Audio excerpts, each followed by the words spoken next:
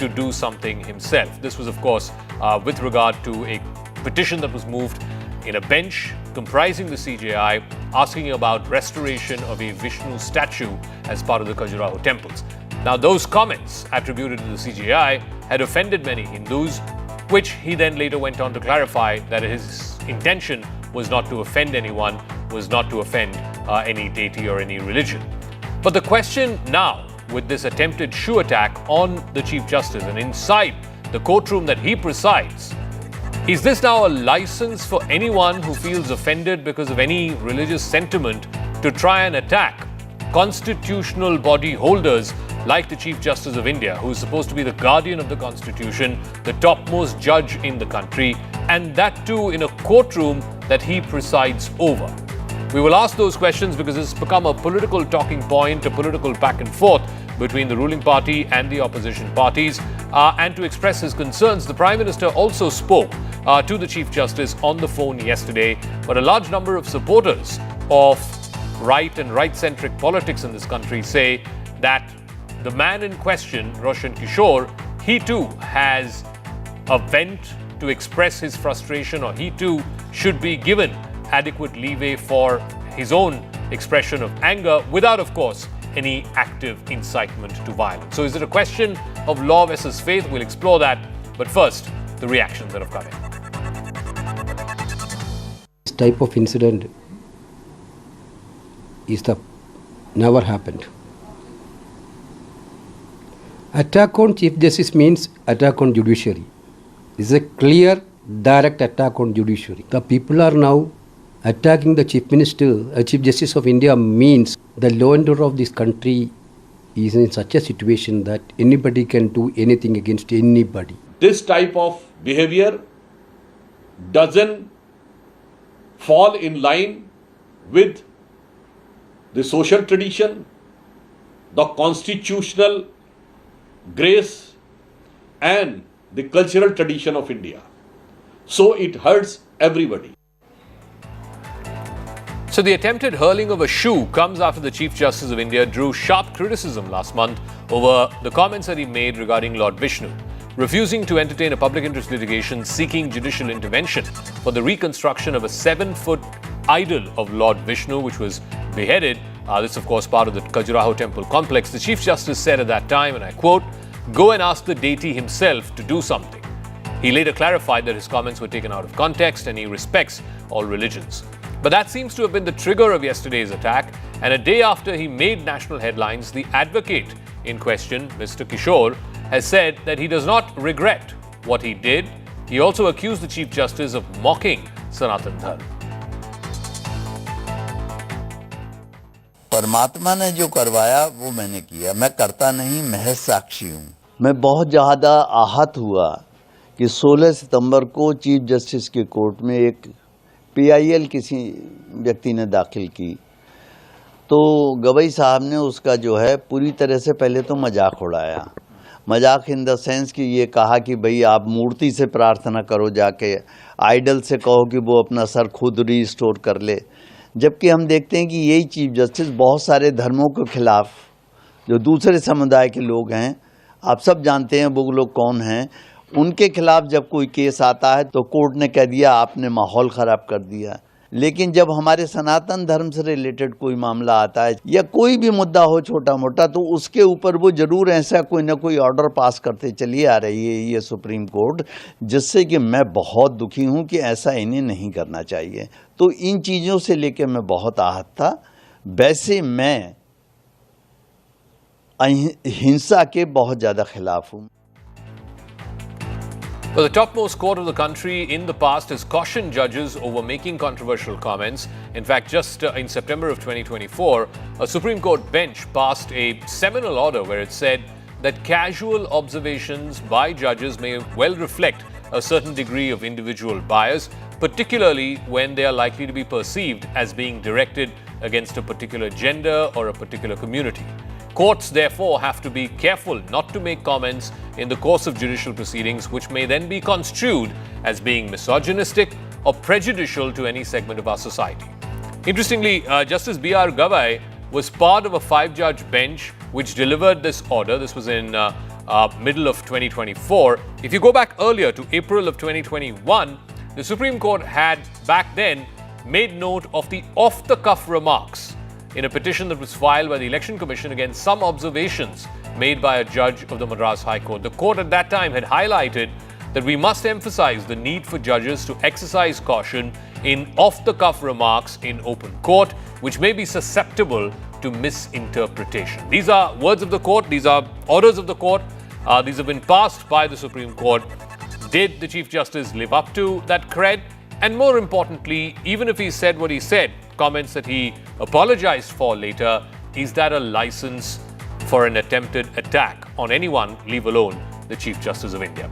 I want to go across for a quick political face-off because all political parties have reacted to this. The Prime Minister himself has spoken to Justice Gawai, the opposition, all of them, Rahul Gandhi, Sonia Gandhi, everybody has attacked this and said that this is a symptom of the malaise that has been plaguing India over the last 10 years. I want to go across to Sanju Verma, national spokesperson of the BJP. Ashpreet Khadial is spokesperson of the Congress. Sanju Verma, so the latter part of the question that I raised, maybe yes, the CJI said offensive stuff which he should not have said, stuff which he later clarified and apologized for, but is that a license for someone to attempt to throw his shoe at the Chief Justice in public glare in a courtroom where the CJI presides?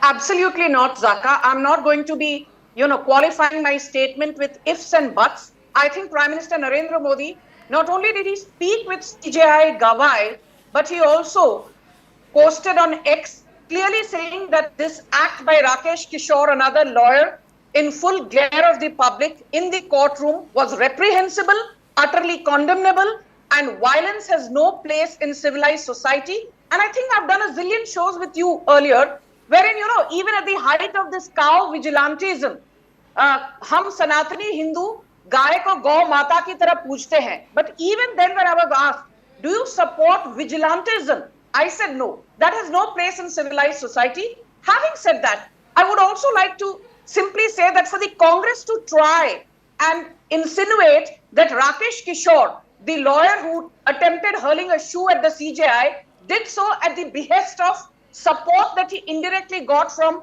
the BJP ecosystem. I think that is a whole lot of balderdash. If there is one party, Zaka, which has repeatedly undermined the bona fides of the apex court, it is the Congress party. And without being verbose, let me remind your audience, barely a few weeks back, not even months, a few weeks back, the Supreme Court told Rahul Gandhi, do you think you are a national?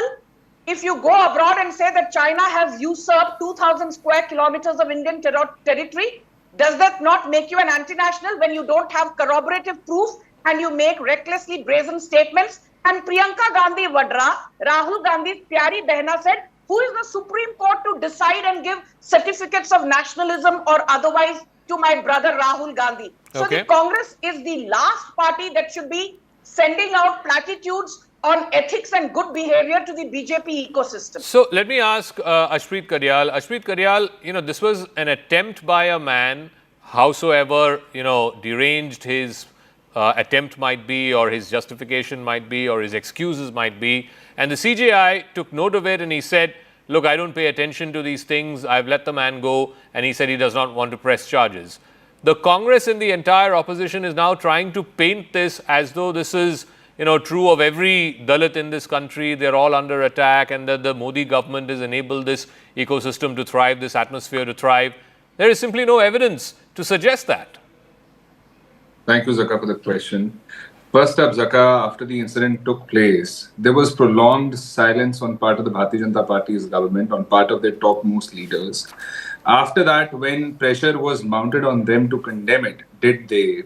After a massive delay, number one. Number two, we question that why was there this massive delay? It should have been done a lot before. Number two, if the Bharatiya Janata Party's government have called it to be wrong, they have condemned it, then why has no action been taken at all whatsoever? This crime is also against the state. What action has been taken is what we want to know from the Bharatiya Janata Party's government. And if no action gets taken, what precedent is set?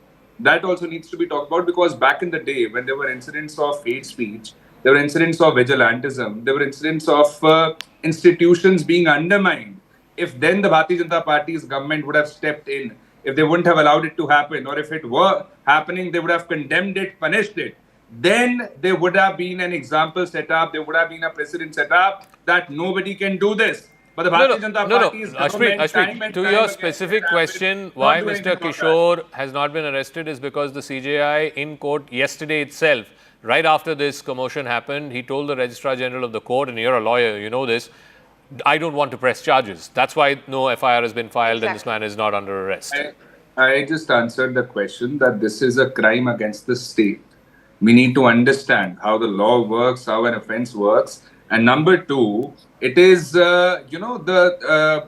basically the benevolence and the big-heartedness of our honorable CJI that he has taken this step. But what of the Bharatiya Janata Party's government? What of their responsibility? What of their duty to ensure that something of this sort does not happen again? Okay. There are going to be, because there are people who are watching. Sanju Verma, the watching contention is that you have an SC/ST Protection Act where even if anyone, any SC/ST individual considers that there is a slur against him or her, they have the right under that law to go ahead and file an FIR. Today we are talking about the Chief Justice of India. If he is not safe in his own courtroom, then what about the plight of other Dalits and STs in this country? Exactly. You know, Zaka, let me make one thing very clear. There is the cabal led by the likes of Prashant Bhushan, who even went so far as posting on X that, a Brahminical mindset is responsible for the attack on the CJI. And he said the lawyer who attacked the CJI was a Brahmin, and this is trying to undermine Dalits as a class. I believe that violence against anyone, be it a Dalit, be it an Adivasi, be it an OBC, be it a Brahmin, be it anyone, needs to be condemned unequivocally without bringing the caste equation into it. But since the caste equation has been brought in by the opposition and a lame duck Congress party, I want to ask a couple of questions very quickly. Draupadi Murmu is the first tribal woman president of India, and Draupadi Murmu is the evil face of RSS and BJP, was said by the national spokesperson of the Congress party. No action taken by the Darbari ecosystem against this spokesperson. Ramnath Kovind was the second Dalit president of India after K.R. Narayanan. Sonia Gandhi took 27 months to even pay a courtesy visit to former President Ramnath Kovind. So much for respecting Dalits and Adivasis. And let me tell you one more thing, Zaka. A few weeks back, the Supreme Court castigated Rahul Gandhi, saying, do not keep calling Savarkar a coward.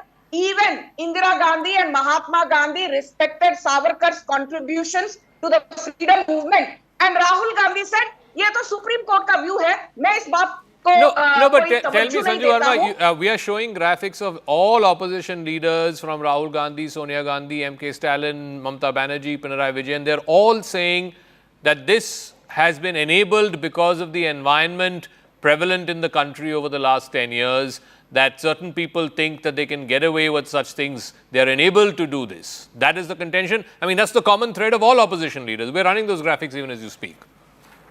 Yes, thank you, Zaka, for running those graphics, because it puts perspective to this entire false narrative. I call it narrative jihad. You keep repeating a narrative, assuming that at least there will be some people in the audience who will buy it. But fortunately for us, Indian audiences are so smart, they can see through the charade of Rahul Gandhi and the entire DMK, TMC cabal. Let me say one thing. Ahead of Haryana Assembly elections, what did the Congress and its Darbari ecosystem say? Jats versus non-Jats was the narrative. Oh, Jats don't any longer support BJP. Come Maharashtra elections, the narrative shifted to Marathas versus non-Marathas. Oh, Marathas don't support the BJP, and Devendra Fadnavis is a Brahmin. No way he's going to become CM next time. When the Delhi elections were on the anvil, the same Darbari ecosystem said, you know what? Despite everything, Jhoparpatti wale slum dwellers will support Arvind Kejriwal. That time it became Jhoparpatti walas versus, the so-called elites. So the Congress Darbari ecosystem has always tried to pit one part of the society when it concerns Hindus against others. Why don't they talk about various denominations in the Christian community? Why don't they talk about various denominations within the Islamic community? You have the Siddiquis, Ansaris, Qureshis, Azrafs, Ajlafs. Talk about them. Why do you want to divide Hindus on the basis of caste and creed? No, I want to my ask limited Ashpreet point. Kadyal, this whole narrative that's being spread that there is this environment that's been enabled and that's why an attack such as what happened yesterday has happened. But there is no evidence to suggest that. If you look at the NCRB data, Ashpreet, the total number of cases that were registered for crimes against SCs, it was almost exactly the same as in 2022 and almost exactly the same as the year before. There is virtually no increase. So to say that, crimes against Dalits have gone up substantially in the Modi government in the last 10 years, there's no data to back that. See, number one, the fact of the matter is that many Dalits have been subjected to discrimination. They have been roughed up. They have been beaten up. And yet the Bharatiya Janata Party's government has done nothing, and they shouldn't lecture us on that, because our Honorable President, Mr. Mallikarjun Kharge Sahab, time and time again, the Bharatiya Janata Party's leaders have made unparliamentary remarks against him, and they have gone scot-free again. So our point of contention is that instead of diverting attention and talking about everything under the sun but the topic, why does the Bharatiya Janata Party not tell us what measures will they take to ensure that something of this sort does not happen again? Will you even take, any steps further in order to ensure that nobody has the audacity to do something of the sort, let alone with a CJI, not also with a normal person, because commoners on a daily basis are being subjected to many things, hate speeches, vigilantism. People are being stopped from doing whatever they want by Bharatiya Janata Party's leaders, by Bharatiya Janata Party's workers in Uttarakhand. There was a person who went in and started lecturing women as to what kind of clothes should they be wearing. He started lecturing them if they can participate in modeling competitions. No, what has that got to do with the attack on the CJI? That's immaterial. That's immaterial to the subject of the debate. All right, I have to wrap up. Last 30 seconds, Sanju Verma, I have to wrap up quickly after this. Yes.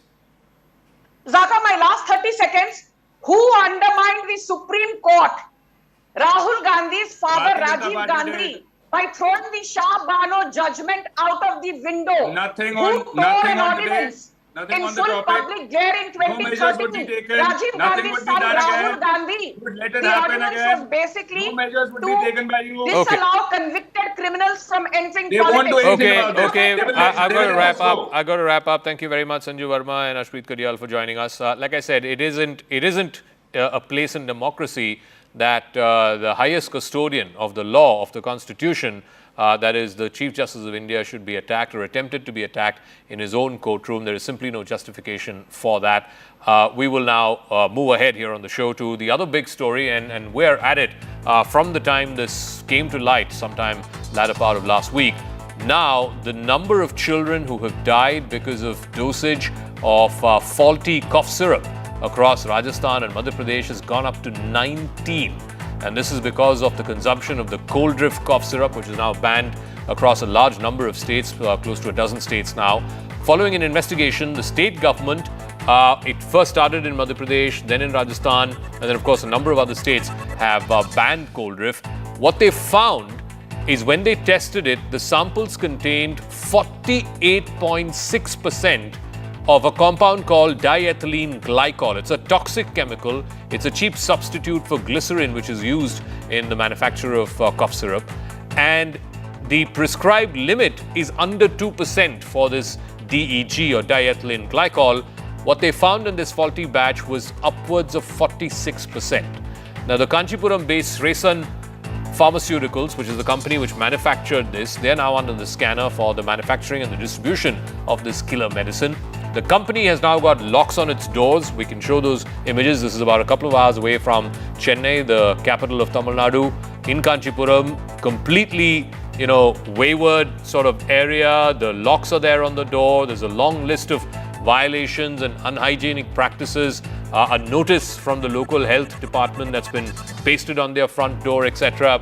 There's absolutely nothing that gives the impression that this is a pharmaceutical factory of some repute which actually makes stuff which is regulated and which is safe for the consumption, or least of all for our kids. This is how that factory premises looks like. The owners are absconding. No action has been taken against the regulators, either at the central level or at the state level. The only person who has been arrested is one doctor in Madhya Pradesh, a pediatrician, who had prescribed to these kids, to their parents, this medicine, which ultimately led to the death of some of these kids in that one particular area of Madhya Pradesh. The question, though, is the company, Streisand Pharmaceuticals, which manufactured this killer medicine, are they getting away with murder? They've been named in the FIR that's been filed in Chhindwara in Madhya Pradesh. There's been no action beyond that. Like I said, the owners are absconding. One doctor who's been arrested, Dr. Praveen Soni, he's from Chhindwara. He was arrested for alleged negligence related to the deaths of these kids. But Streisand Pharmaceuticals, the manufacturers, the people behind, the proprietors behind that company, nothing seems to have been done against them. Ranganathan Govindarajan seems to be the last person who was appointed as director. This was in 2009. This is as per public records. Where is this Mr. Ranganathan Govindarajan? We don't know. Will he be arrested? Again, we don't know. What about the regulators, the Drug Controller General of India, the drug inspectors at the various states where these kids have died? For example, the drug inspectors in Madhya Pradesh and the Food and Drugs Administration have been suspended or they've been transferred, but no criminal proceedings have been made against the drug controllers. A criminal proceeding has been launched, an arrest has taken place of this one doctor, but nothing against the regulators. The Central Drug Standard Control Organization, the CDSCO, which is the nodal organization which oversees the process of the medicine being safe, testing it, and then eventually sending it out to market, and which doesn't, which medicine goes in, which medicine doesn't go in. That's the central agency that's responsible for it. Again, they're not being made to give any answers. No action also against the DCGI or the CDSCO. Ultimately, the only action that's been taken in this case is against one pediatrician, one doctor who wrongly prescribed this medicine. In what started as a mystery surrounding the death of children in Madhya Pradesh's Chhindwara has now full-blown into a public health issue. We are seeing that the death toll in Chhindwara has now risen to 18, in which there are children as young as 2 to 3 years old. Apart from that, we are also learning that there are 9 children who are at life support in a hospital in Nagpur. These are the children who were shifted from Chhindwara to a hospital in Nagpur. Now, what we are also learning is that there have been a number of steps that has been taken by the central government in this regard. The central government has, of course, banned this particular cold cough syrup in the market. They have also cancelled the license of the manufacturing unit. They have also proceeded with a legal action against the manufacturer. But the manufacturer here is still at large. The MP government has suspended the drug controller in question here. And also have arrested the doctor here who has prescribed this particular cough syrup called Coldriff. Now, that is where the demand of the IMA has been coming in. There is, of course, a lot of disappointment and also protest that is being raised by the medical fraternity, who have been saying that the manufacturer is still at large.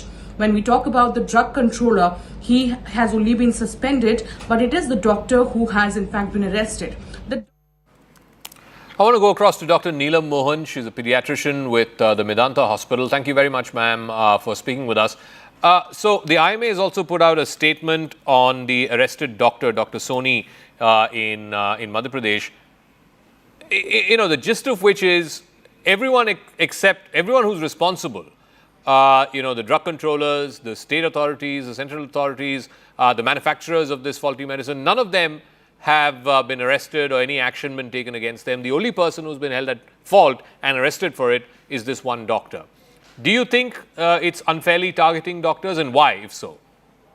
It's not only unfair, it is unbelievable, it is ridiculous, it is beyond imagination of anyone, because you can not use any other word except a scapegoat, because as you highlighted, the death is nowhere due to prescription of the medicine which contains chlorpheniramine, Baliate, and the phenylephrine, the drug what you're talking about. It is nothing to do with it. The doctor has prescribed it in 2.5 ml twice, which is a decent dose which is given. The main problem which led to the death is diethylene glycol. And we've seen that when they did survey from two places in the Tamil Nadu, as well as today we got evidence from Bhopal, they showed that there was 45% plus of this diethylene glycol, where it should be less than 0.5% recommendation. So this drug gets metabolized in the body to form a product which damages the kidney tubules, and you end up with renal failure, kidney failure. The medicines that are prescribed and are there in the cough syrup do not anyway, they have been used for decades in children and have never reported with any kidney problem. If at all there has been any concern, it is due to sedation. That, you know, a combination is always bad because it doesn't add to the benefit, but it actually adds to more side effects in terms of sedation.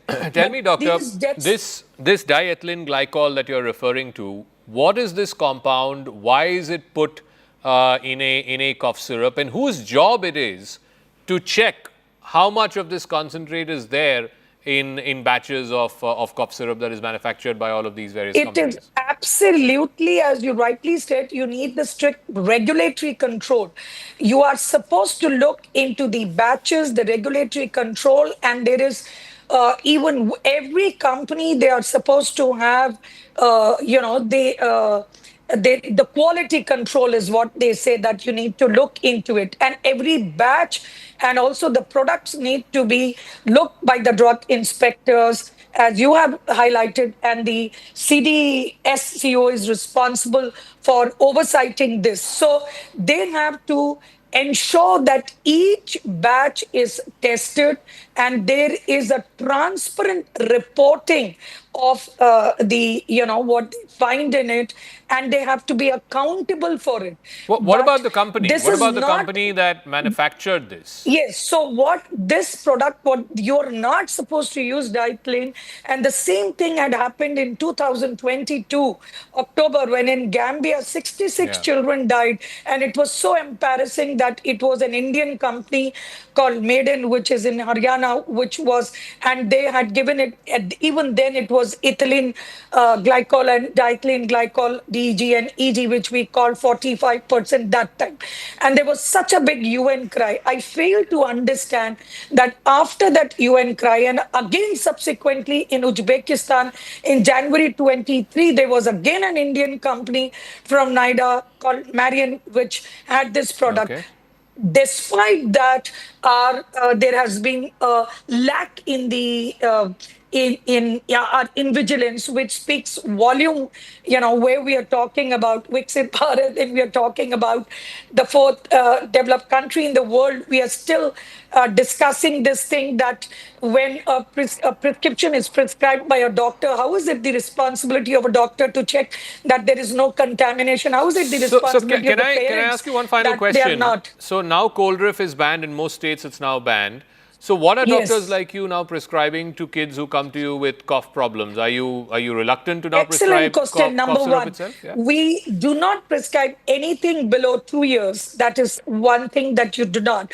Cough is a normal stimulus which is there to remove the content. But occasionally, between 2 to 5 years, very occasionally under the supervision of a pediatrician, when he thinks that the child is having feeding problem or not able to, only then occasionally the doctor is going to prescribe you for a cough suppressant. So what needs to be understood is, and the message needs to go clear and to all the parents is, no medicine that needs to be bought over the counter without a prescription of a pediatrician. You cannot substitute that prescription for anything that the pharmacist wants to sell you. 3, avoid anything which is combination, because the sedation is a concern. But the most important thing in this is the doctor is not to be blamed, because he's written the medicine which he never ever thought would be contaminated 45%. And the very fact this batch in Rajasthan and MP as well as in Nagpur is there clearly speaks volume about the batch which has gone, and in both Bhopal and that. So Dr. Mohan, we'll leave it at that. Thank you very much for joining us. Dr. Neelam Mohan from the Medanta Hospital. with her thoughts on this. I want to now move on to the other story, political violence in West Bengal. It's not new, but has it become the new normal? In the last 24 hours, there have been 2 attacks on BJP leaders in North Bengal. BJP MP Khagen Murmu and BJP MLA Shankar Ghosh were carrying out relief work in flood-hit North Bengal. That's when they were attacked by a mob. They alleged these were TMC gundas. The visuals from the scene showed that Murmu was bleeding profusely from his head. Even as party workers rushed him to safety. The MLA in question, Shankar Ghosh, who was accompanying him, also sustained minor injuries. Today, another MLA, Manoj Kumar Oraon, claimed that he was attacked by the Trinamool Congress workers while he was distributing flood relief materials in his Kumar Gram constituency in the state. All are reportedly safe right now, but it does raise some fundamental question. If public representatives are going to be attacked, and the allegation is they were attacked by gundas of the ruling party, then what is the state of democracy? We'll talk about that in 1 second, but here's a stand-up from my colleague Kamalika. The political temperature with this flood is really at its height. We have seen how brutally Khagen Murmu and Shankar Ghosh was attacked yesterday. Today also there is an allegation from BJP that Manoj Oraon, another MLA, he has been attacked in Kumar Gram. Not only he along with his team, some of the women members were also there in the team. They have been attacked and they have been also taken to the hospital. So definitely here the BJP is alleging today. We have seen Kiran Rijju here, Biplav Deb is here. They have all gone to the hospital to see. Shubhendu Adhikari is there. So this is, and the biggest question that is coming from this point is that 24 hours have crossed. There is no arrest till now. Mamata Banerjee has gone there to see Khagen Murmu. She has gone there. She has said that it is a courtesy, and she has gone there to see Khagen Murmu in the hospital. But this is not the first time that opposition leaders have been targeted in Bengal. In August of this year, Shubhendu Adhikari's convoy was attacked in Cooch Behar during a visit to submit a memorandum to the police. Stones were hurled, vehicles were damaged, including his bulletproof vehicle and the glass of that car. In June 2024, the West Bengal unit of the BJP had alleged that a female leader of the party's minority morcha was beaten up by Trinamool Congress supporters in Cooch Behar. In July of 2024, a Congress worker, Manik Roy, was killed in Jalpaiguri by a mob that allegedly included supporters of the Trinamool Congress. In May of 2024, BJP candidate Pranath Tudu was attacked in Jhargram during the 6th phase of the Lok Sabha polls. In March of that same year, BJP MP from Bengal, Jagannath Sarkar, alleged that his vehicle was attacked by Trinamool Congress cadre while he was on his way to attend a religious function in Nadia district. And in July of 2023, a Congress worker was allegedly beaten to death by unidentified people in West Bengal's Murshidabad district ahead of the Panchayat elections there. April 2021, BJP candidate for Bengal's Diamond Harbour, Deepak Haldar, and his supporters were allegedly thrashed in South 24 Parganas during the election campaign. In March 2021, the bus part of Bharatiya Janata Party's Rath Yatra was vandalized in West Bengal's Purulia. At that time, too, the BJP had alleged the TMC was behind it. पल पल का खबर देश की प्रधानमंत्री का पास है, गृह मंत्री का पास है। आज जो घटना हुआ, हम लोग पहुंचने का थोड़ा देर पहले डीजी साहब वहां पहुंचा था, लेकिन ना जाने क्यों कोई फोर्स नहीं था। पुलिस के सामने एक सांसद को, एक अनुसूचित जाति की सांसद को पीटा गया, मारा गया उसका सामने। It's attempt to murder. आज अभी तक किसी को गिरफ्तार नहीं किया गया। বিজেপির দুই নেতা তাদের উপর হামলার প্রসঙ্গে একটা বিকৃত প্রচার চলছে, তো সে বিষয়ে দু চারটে কথা। আমরা কোনো সময় সর্বভারতীয় তৃণমূল কংগ্রেস কোনো অবস্থায় এই ধরনের কোনো হিংসা, এই ধরনের কোনো হামলা, এই ধরনের কোনো ঘটনা এটা আমরা সমর্থন করি না। কিন্তু বিজেপি আজকে যেটা দেখেছে সেটা সম্পূর্ণভাবে তাদের নিজের কর্মফল। তারা মানুষের সঙ্গে যোগাযোগ রাখবে না, তারা মানুষের উন্নয়নে বাধা দেবে, তারা গর্বের সঙ্গে বলবে গরিব মানুষের টাকা আটকে দিয়েছি। But this is not the first time the opposition leaders have been targeted in Bengal. In fact, BJP MP Khagen Murmu and BJP MLA Shankar Ghosh were attacked just in the last 24 hours. In August this year, Shubhendu Adhikari's convoy was attacked in Cooch Behar. Stones were hurled, and of course, the bulletproof glass of his vehicle had been beaten up. I want to now move on to the other stories that we're tracking, and I want to talk about the next story that is coming up on, all right, the shocking story of the gold theft that has happened at the Sabrimala temple in Kerala. It sparked a major controversy. It's been ravaging the state assembly, which is in session right now for the last couple of days. There are allegations of fraud, misappropriation of funds, and of course, ultimate political cover-up. The Devasam Vigilance Report has confirmed that the gold was indeed stolen from the artifacts of the temple. The Kerala High Court yesterday ordered a special investigation team, that too led by an ADGP rank officer, to probe this theft. The SIT is tasked with investigating the missing gold, procedural lapses, and possible criminal misappropriation of funds. The court also appointed a retired judge to oversee a comprehensive audit of the temple assets. Now, here's what the nub of the story is. The gold-clad, gold-plated copper plates of the Dwarapalaga, which are the idols of the Sabrimala temple, they weighed about 42.8 kilograms before the regilding process, which is basically gold plating them again. They were sent to a firm in Chennai for repair work, but by the time they went from Kerala, from Pathanamthitta, where the temple shrine is, by the time it reached this company in Chennai, the weight had gone down from 42.8 to 38.25. So about 4 kilos were less between, the gold plates going from the temple for repair work and then coming back to the temple. So 4.5 kilograms worth of gold, that's worth something like 5 crore rupees at current market prices, that was gone, that was missing. That has sparked a huge debate, huge concerns about mismanagement of the temple. The Devasam board, of course, ultimately reports into the Devasam minister, who reports into the chief minister, and this had become a huge political slugfest between the LDF and the UDF in the assembly over the last 2 days. There was an email.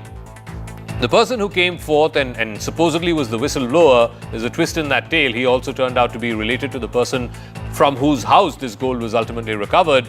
The person who sent that email in 2019, when this first came to light, was a man named Unnikrishnan Poti. He wrote to the Devasam board requesting permission to use the leftover temple gold for the marriage of a girl. That was when, things started getting really murky and awry and suspicions were raised. A priest-turned-sponsor, Poti, Unnikrishnan Poti, was closely involved in the gold plating work that happened at Sabrimala.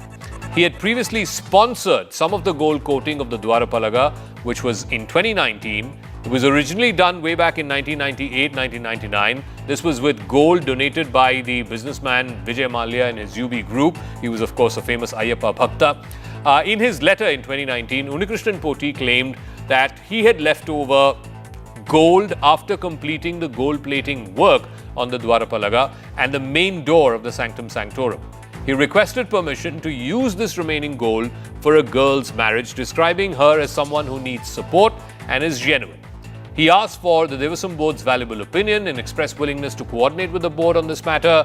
But eventually it turns out that Poti was also the one who was responsible for the theft and the misappropriation of this gold.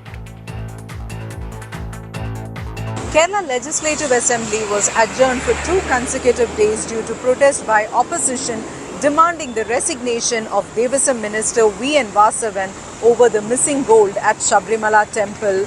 The Travancore Devasam Board has suspended V. Murari Babu, who is a deputy commissioner, and in 2019 he was the Sabrimala administrative officer, and it was he who had mentioned it as copper plates instead of gold padded copper plates. Now, the Kerala High Court has constituted an SIT under ADGP H. Venkatesh to enquire into all these matters. And in the High Court order, they also said that there was another shocking revelation in which they saw an email that has been sent from Unnikrishnan Poti, the sponsor, to then Travancore Devasam Board president, where Unnikrishnan Poti is actually asking the president in an email that there is some gold that is left with him after the work of the Dwarapalakas and also the door of the Sanctum Sanctorum.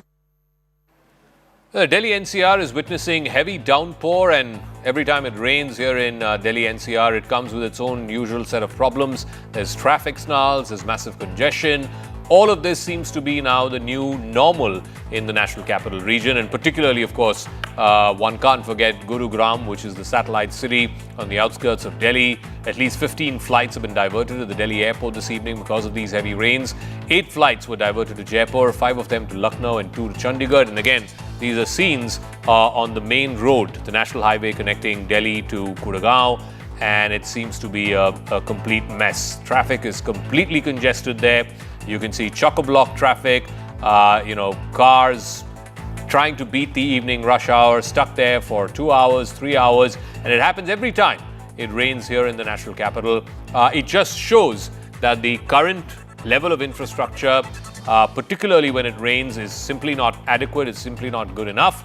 It in fact leads to these long lines. People are stuck in waterlogged roads and in these massive kilometers-long jams. I also want to play out some ground reports that our reporters have filed. And this seems to be now the curse, the bane of Delhiites. This used to be the best city to live in terms of public infrastructure, in terms of public transport, in terms of just public infrastructure to be able to drive a car on. But now it's turning out to be a nightmare every single time there is a bout of rainfall. मंगलवार देर शाम आई बारिश के बाद गुरुग्राम में एक लंबा जाम इस वक्त हाईवे के ऊपर लग चुका है। मैं गुरुग्राम के इफ्को चौक के ऊपर इस वक्त मौजूद हूं और आप मेरे बाईं तरफ जो ट्रैफिक देख रहे हैं, ये जयपुर की तरफ से आने वाला ट्रैफिक है जो दिल्ली की तरफ जा रहा है। और यहाँ पर पूरी तरह से सिर्फ और सिर्फ गाड़ियों की लाइटें ही आपको नजर आएंगी, क्योंकि पूरी तरह से जो लोग इस वक्त गुरुग्राम से दिल्ली की तरफ जा रहे हैं वो जाम में इस वक्त फंस चुके हैं। दिल्ली के महिपालपुर से लेकर के गुरुग्राम के सिग्नेचर टावर तक ये लंबा जाम, करीब 10 से 11 किलोमीटर लंबा ये जाम जो है ये लग चुका है। हजारों गाड़ियां इस वक्त जाम में फंसी हुई हैं। बहुत से लोग जो अपने कामकाज के बाद अपने घर वापस लौट रहे हैं वो इस वक्त जाम में फंस चुके हैं, क्योंकि देर शाम आई बारिश के बाद जगह जगह ना सिर्फ जल भराव हुआ, बल्कि उस जल भराव की वजह से जो गाड़ियां हैं वो जाम में फंस चुकी हैं। जब भी गुरुग्राम में बारिश आती है तो अक्सर देखा जाता है कि गाड़ियां जाम में फंस जाती हैं और चंद मिनटों का जो ये सफर है ये कई घंटों का हो जाता है। तो जाहिर सी बात है कि आज मंगलवार को भी जब शाम को बारिश आई तो उसके बाद जो लोग दिल्ली से गुरुग्राम आते हैं कामकाज के लिए, या फिर यूं कहें कि गुरुग्राम से जो लोग दिल्ली या फिर नोएडा जाते हैं कामकाज के लिए, उन लोगों के लिए एक बड़ी मुसीबत बनकर कहीं ना कहीं आई है। क्योंकि अब वो लोग जब अपने ऑफिस के कामकाज के बाद वापस अपने घर लौट रहे हैं तो ये सभी लोग अब जाम में फंस चुके हैं और चंद मिनटों का सफर कई घंटों का हो चुका है। हर बार गुरुग्राम नगर निगम और गुरुग्राम महानगर डेवलपमेंट अथॉरिटी ये दावा करती है कि बारिश जब होगी तो जल भराव नहीं होगा, लेकिन गुरुग्राम में अक्सर देखा जाता है जब भी बारिश आती है, चाहे वो 1 घंटे की बारिश हो या फिर 4 घंटे की बारिश ही क्यों ना हो, उसके बाद अक्सर जल भराव होता है और उसके बाद स्थिति जाम की बन जाती है। ना सिर्फ नए गुरुग्राम में बल्कि पुराने गुरुग्राम के हालात भी ऐसे ही हैं। तो गुरुग्राम के कई इलाकों में इस वक्त जल भराव हो चुका है। A day after External Affairs Minister Dr. S. Jaishankar made India's red lines absolutely clear over a trade deal with the United States, Commerce Minister Piyush Goyal has said that India will be able to come to terms and resolve the trade issues with the United States in the near future, reiterating that both sides need to respect each other's sensitivities and agree on a balanced and equitable trade agreement. He also added that India would like to have relationships across the world for a resilient supply chain. Here's that exclusive interview that Mr. Piyush Goyal gave to CNBC TV 18's Parikshit Luthra on the sidelines of his visit to Doha, Qatar, where India and Qatar have now agreed to target an FTA and complete it by the middle of 2026. I'd like to ask you about the World Bank's latest forecast on India. They revised the FY26 forecast upwards from 6.3 to 6.5%, but the forecast for FY27 has been reduced from 6.5 to 6.3%. And this is because of the tariff impact that US tariffs will have. How do you see this, and what is the government going to do in order to protect our exports, ring-fence our exporters? Well, if you look at the first quarter's growth figure of 7.8%, and the indications are that this quarter also will go well, particularly given that GST simplification and rationalization has given a big boost to domestic spending. My sense is it's very appropriate that estimates have been revised upward, and we may possibly even land up doing better than that. As regards the tariffs, I can give you one data point. Tariffs have been in play for some time now. But despite that, our exports in the current year, in the first 6 months, are up by 4 to 5%. So India is a very resilient economy. The Indian businesses are not overtly dependent on exports.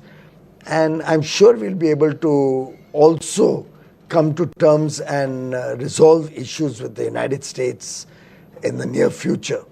In any case, when we had launched the bilateral trade negotiations, we were looking at a fall October-November deadline.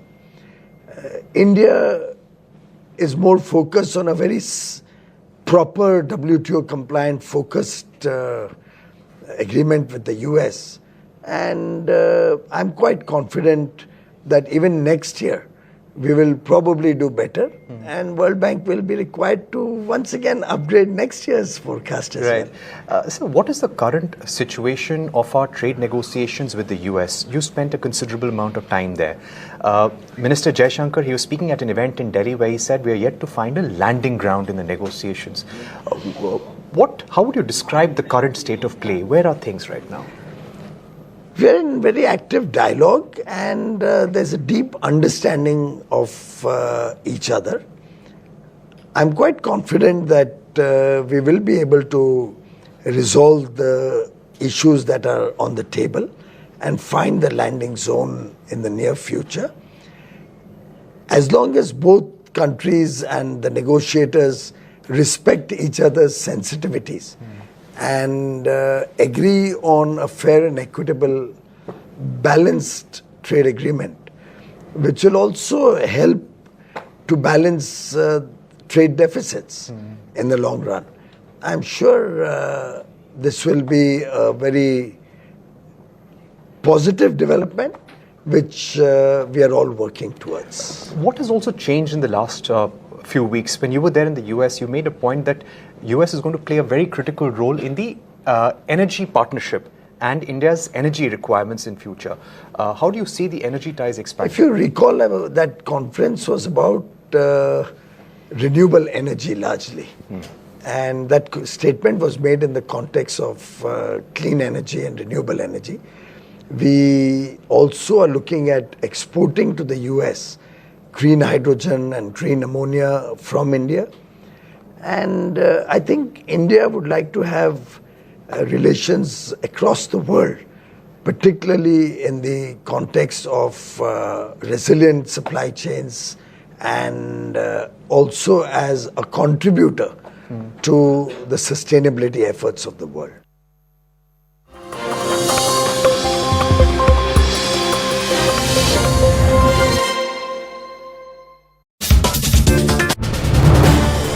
This is News 18 Network.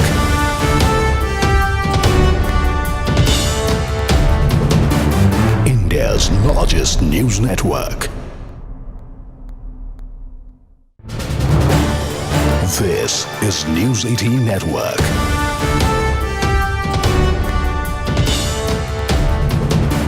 India's largest news network. Colleague now joins us, getting us all the latest from on ground in Patna. Aman, hectic parleys there going on in both camps. What have you gathered? Tejasvi has made it very clear that it is him versus Nitish Kumar. Whether the Congress likes it or not, he is the chief ministerial face of that Gathbandhan. But whether or not the Congress gets as many seats as they want, that's something that will have to be looked at. And the same goes for the NDA side as well.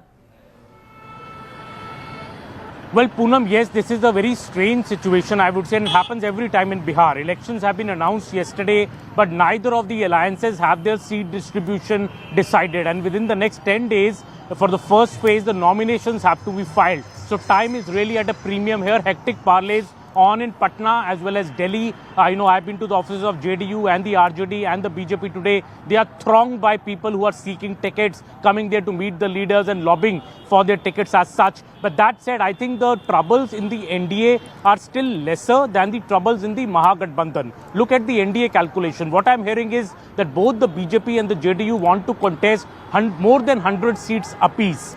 That means on the assembly of 243, only about 40 seats are left for the allies. Now, will it be Chirag Paswan getting half of those 40 seats? That seems to be very likely. About 7 to 8 seats going to Mr. Manchi, another 7 to 8 seats maybe going to Upendra Kushwaha, and maybe 20 to 22 seats to Chirag Paswan. That is the formula in the NDA which seems to be getting finalized so far. I think we'll know more in the next couple of days. On the Mahagathbandhan side, however, the troubles are bigger because the RJD contested over 140 seats the last time. It will have to contest lesser seats this time, maybe 135 odd, and give lesser to the Congress also, about 55 to 60 seats, because Congress strike rate last time was not very good. They have a problem of plenty because they also have the VIP party, which is asking for a lion's share of nearly 60 seats. They're not going to get that much, most probably less than 20 seats. Also, the left party, which had a very good strike rate the last time, want at least 45 seats. So I think the RJD is trying to bring them down to about 35 seats. Tejasvi Yadav is holding a very important meeting in Patna today evening as we speak, with the left leaders, with all the Congress party as well as the VIP party. And tomorrow there is a Congress meeting in Delhi in which the final formula could be decided. But overall, I think the NDA is fighting this election, Poonam, on the issue of development. In the morning, I went and saw the Patna metro, which was thrown open to the people today. They are show-causing these cases. Right now, I'm standing at the Jayaprakash Narayan Ganga Path, in Patna. This is called the Patna's Marine Drive. People come here for a picnic in the evening to go on to a cruise in the Ganga River. These are things which are unheard of in Bihar maybe a decade, 2 decades ago. So the removal of the Jungle Raj, the installation of good law and order is something that the NDA is contesting this election on, while the RJD is still harping on the issue of the SIR and saying that the Chief Minister is not in the pink of his health. Right, and speaking of the development push, Aman, you did, like you pointed out, you did witness what the Patna Metro is doing. It was so...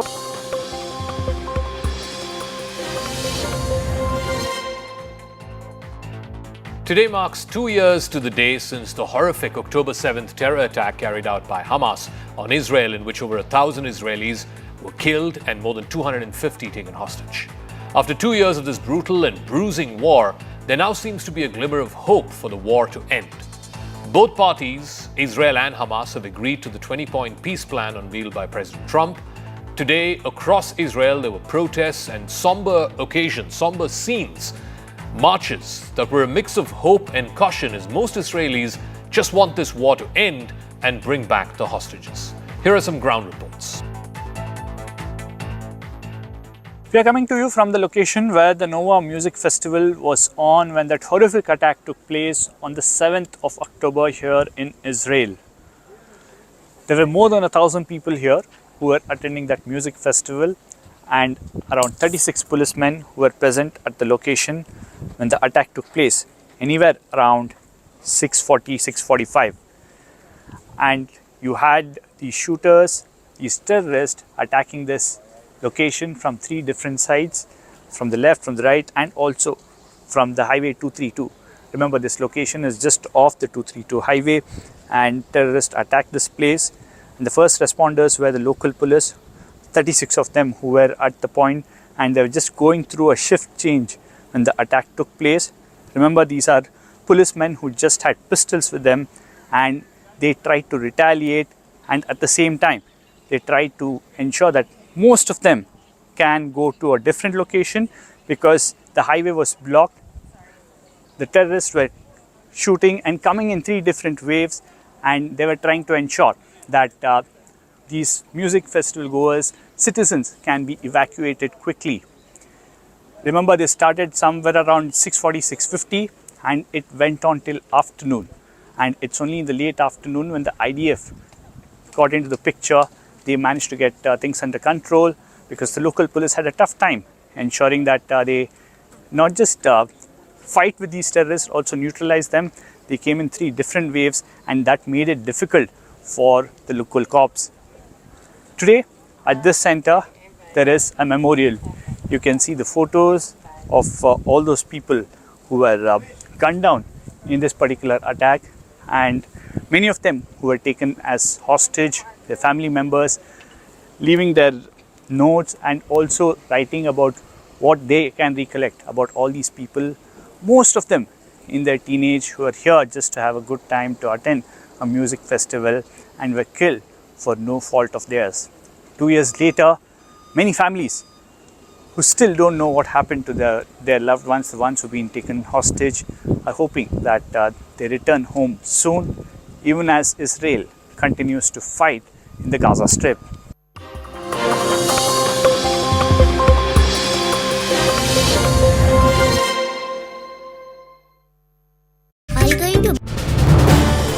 This is News 18 Network.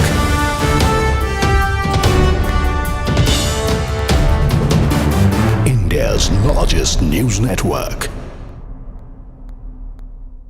Colleague now joins us, getting us all the latest from on ground in Patna. Aman, hectic parleys there going on in both camps. What have you gathered? Tejasvi has made it very clear that it is him versus Nitish Kumar. Whether the Congress likes it or not, he is the chief ministerial face of that Gathbandhan. But whether or not the Congress gets as many seats as they want, that's something that will have to be looked at. And the same goes for the NDA side as well.